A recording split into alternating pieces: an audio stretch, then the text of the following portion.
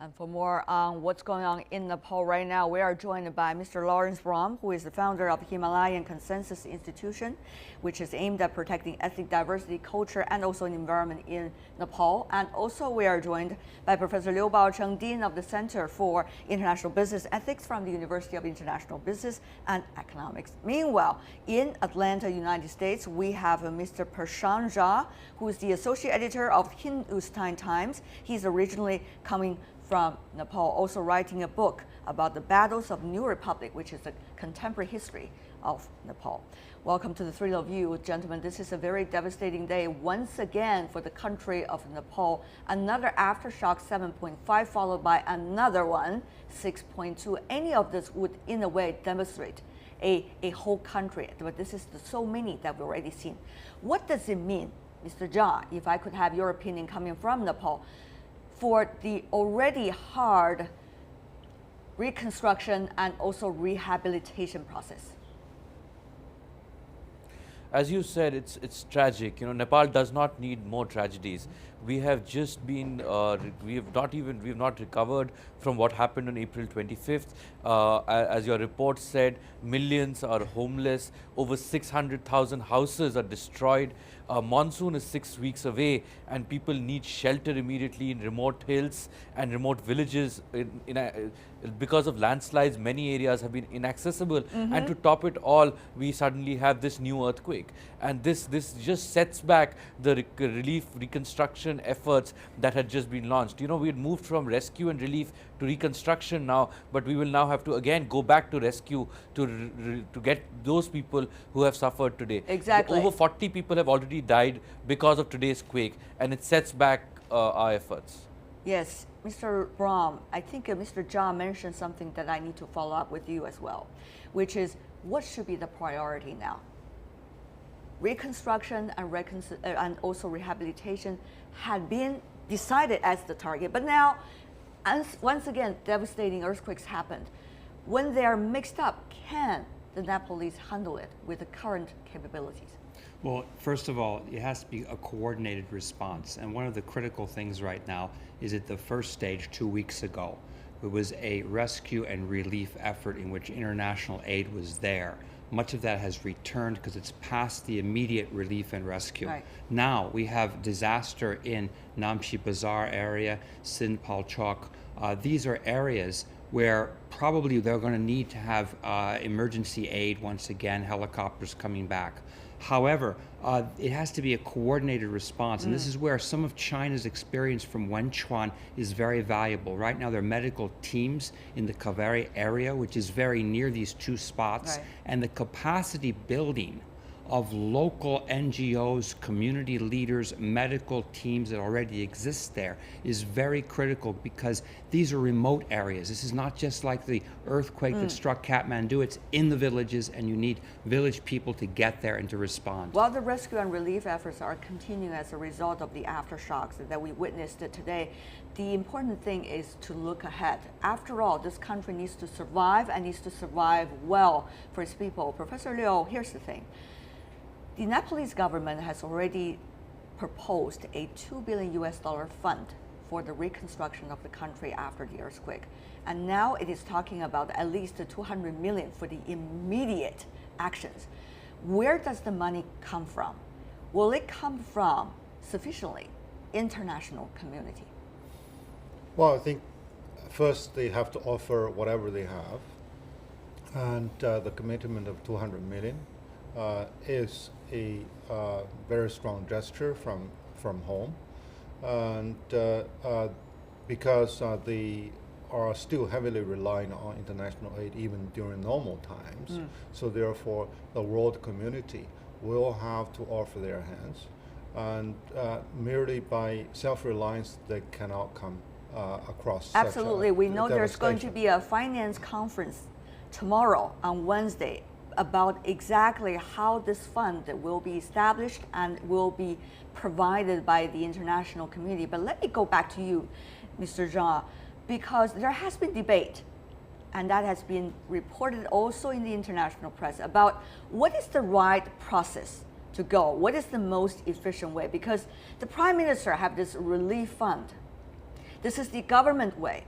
Meanwhile, some donor organizations and so-called friendly countries do not necessarily want to go through this process in order to donate. And that is seeing a, in a way, showdown, some even use the word at the moment, about money not coming in, and the government is not necessarily having the support of NGOs, particularly international ones.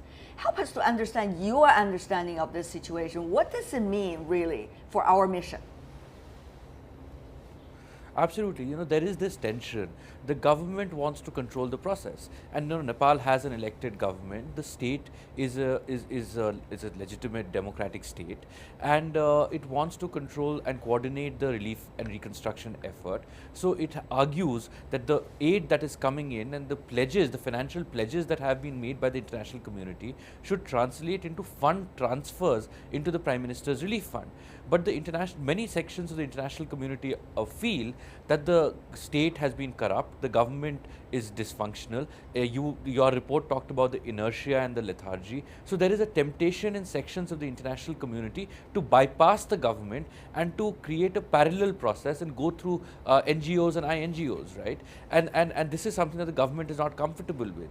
And what has happened is that despite enormous financial pledges that have been made by many donor countries, a lot of that money has not come into the Prime Minister's Relief Fund. It has gone into, those pledges have gone into NGOs and INGOs. So there is this tension that is emerging, and I think the solution has to be, there has to be a balance.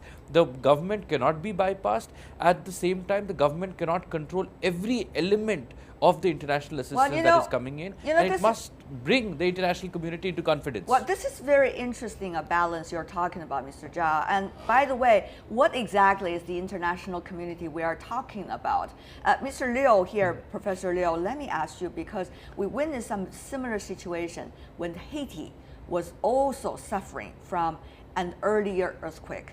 And during the reconstruction and also rehabilitation process, the money coming from certain members of the international community really are not going through the government channel.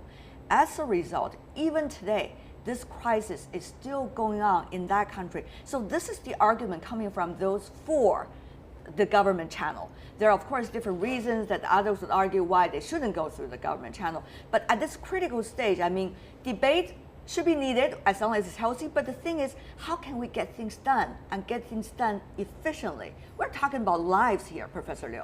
Yeah, I think coordinated efforts is a priority, but in the meantime, transparency is equally important to really to shore up the confidence of the international community, and also the will of the donor will have to be respected. So therefore, given the current situation, rationally, what is the best approach? The coordinated efforts. However, due to certain mistrust, I think as long as they are contributing to the welfare and relief of these people, they should be permitted.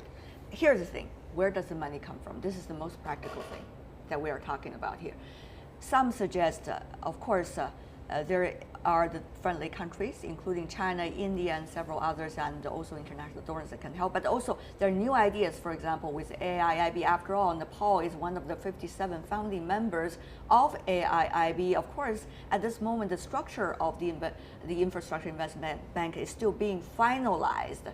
The rules are being finalized. But the thing is, can Nepal, in a way, get this support? I'll clarify a point because it's related to this question. Go ahead. First of all, the Prime Minister's office has opened up channels for aid to come directly to NGOs. It has to come to Nepalese NGOs. There's a lot of NGOs and interest groups that are vying for influence in Nepal. Nepal is between the tiger and the dragon, India and China. It's a very important location strategically in everybody's agenda. So there's a lot of agendas and a lot of interest. The Nepal government is very clear about their own development path. They don't want to disrupt the environment. As you can see, it is a very fragile environment in the Himalayas. So now you also have the major donor institutions that are going to start to vie for interest. Of course, discussion even earlier today on CCTV about the AIIB came up. The Asian Infrastructure Investment Bank can play a role. Of course, Nepal's looking to them, and just a little while ago, news has come out that the IMF has created an immediate relief fund for for Nepal, also vying for interest. Of course, these are different agendas.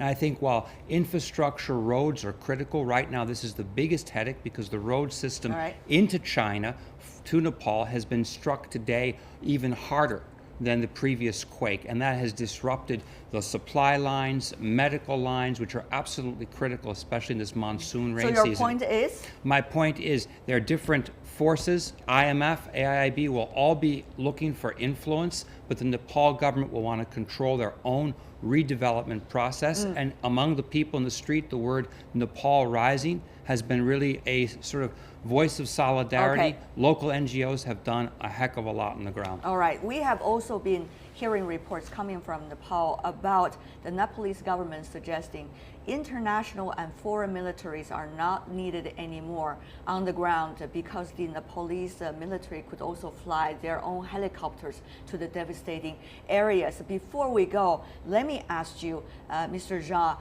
given the fact that some of the neighboring countries, including China, for example, since we are talking about China-related issues here on this program, had the experience of dealing with devastating after-earthquake situation, as we have talked about Wenchuan, which killed enormous amount of people of our own.